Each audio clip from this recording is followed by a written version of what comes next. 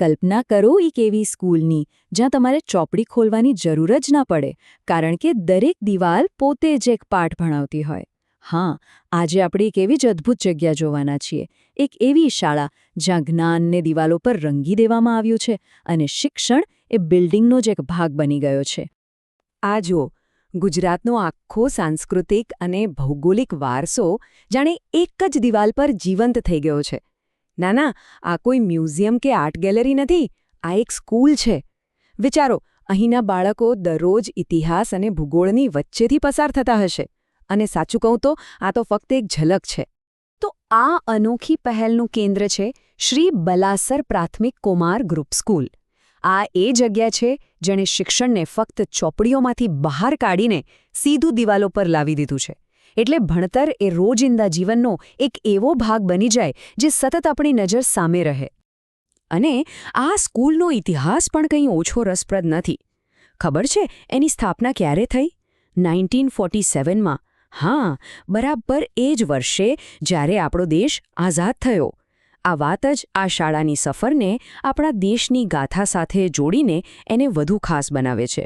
તો ચાલો હવે જરા ઊંડા ઉતરીને જોઈએ કે અહીં ભણાવવાની રીત કેવી છે. કોઈ પણ શિક્ષણનો પાયો શું હોય? ભાષા અને ગણિત, બરાબર ને? તો ચાલો જોઈએ કે અહીં એ પાયા કેવી રીતે મજબૂત કરાય છે. અહીં ભાષા શીખવવાની રીત ખરેખર અદ્ભુત છે. જો, એક બાજુ હિન્દીની આખી વર્ણમાળા અને બીજી બાજુ ગુજરાતીના સમાનાર્થી વિરુદ્ધાર્થી શબ્દો. બાળકોને નાનપણથી જ એક સાથે બે ભાષાઓનું જ્ઞાન મળે છે. આનાથી એમની વિચારવાની શક્તિ પણ ખીલે છે. અને વાત અહીં પૂરી નથી થતી. ગુજરાતી અને હિન્દી પછી આવે છે અંગ્રેજી. હોટ એટલે ગરમ, કોલ્ડ એટલે ઠંડુ. આવા સાદા શબ્દો પણ ચિત્રો સાથે કેટલી સરળતાથી સમજાઈ જાય છે નહીં? આ જ તો કમાલ છે વિઝ્યુઅલ લર્નિંગની.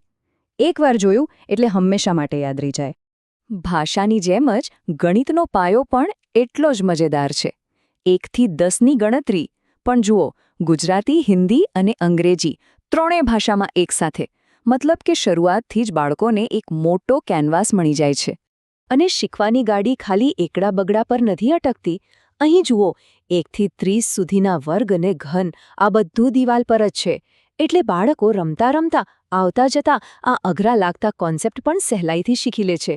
જાણે કે આ બધું એમના રોજિંદા જીવનનો જ એક ભાગ હોય. તો ભાષા અને ગણિતનો પાયો તો મજબૂત થઈ ગયો. હવે વારો છે આસપાસની દુનિયાને સમજવાનો, એટલે કે ભૂગોળ અને વિજ્ઞાનનો. અહીં ભૂગોળ શીખવાની શરૂઆત પોતાના ઘરથી થાય છે. જુઓ, ડાબી બાજુએ ગુજરાતનો નકશો અને જમણી બાજુએ આખા ભારતનો. એટલે બાળકો પહેલાં પોતાના રાજ્યને સમજે અને પછી આખા દેશને. પોતાના મૂળને જાણીને દેશની વિશાળતાને સમજવાની આ રીત ખરેખર જોરદાર છે. અને હવે વાત કરીએ વિજ્ઞાનની. બાયોલોજી જેવા વિષયો પણ અહીં કેટલા રસપ્રદ બની જાય છે. એક તરફ છોડના અલગ અલગ ભાગો અને બીજી તરફ આખું માનવ શરીર. આવા ચિત્રોથી કુદરતની રચનાને સમજવી કેટલી સહેલી થઈ જાય અને બાળકોમાં જાણવાની ઈચ્છા પણ જાગે. અહીં ભણતર ખાલી ચોપડીઓ સુધી જ સીમિત નથી. જુઓ, આ હાથ કેવી રીતે ધોવા એના 8 સ્ટેપ્સ. આરોગ્ય અને સ્વચ્છતા જેવા જીવનના સૌથી જરૂરી પાઠ અહીં દિવાલો શીખવે છે. આ જ તો સાચું શિક્ષણ છે જે જીવનભર કામ આવે. અને એવું જ બીજું ઉદાહરણ છે ટ્રાફિકના નિયમો. કયો સિગ્નલ શું કહે છે, કયા ચિહ્નનો શું અર્થ થાય, આ બધું બાળકોને નાનપણથી જ શીખવીને એક જવાબદાર નાગરિક બનાવવાની તૈયારી કરવામાં આવે છે. સલામતી અને સામાજિક જવાબદારીના પાઠ પણ અહીં દિવાલો પર જ મળે છે. તો આપણે જ્ઞાન વિજ્ઞાનની વાતો તો કરી, પણ શિક્ષણનો એક બીજો પણ હેતુ હોય છે, ચારિત્ર અને મૂલ્યોનું ઘડતર. ચાલો જોઈએ કે અહીં એના માટે શું વ્યવસ્થા છે. આ જુઓ, આપણા રાષ્ટ્રીય પ્રતીકો, તિરંગો, રાષ્ટ્રીય ચિહ્ન, વાઘ, કમળ, આ બધાને એકસાથે દિવાલ પર જોઈને જ મનમાં દેશભક્તિ અને ગર્વની લાગણી જાગી જાય નહીં? બાળકોના મનમાં પોતાના દેશ અને સંસ્કૃતિ માટે આદર જગાડવાની આનાથી સારી રીત કઈ હોઈ શકે? અને ઇતિહાસના પાઠને પણ કેટલો રસપ્રદ બનાવી દેવાયો છે. ભારતમાં પહેલું કોણ?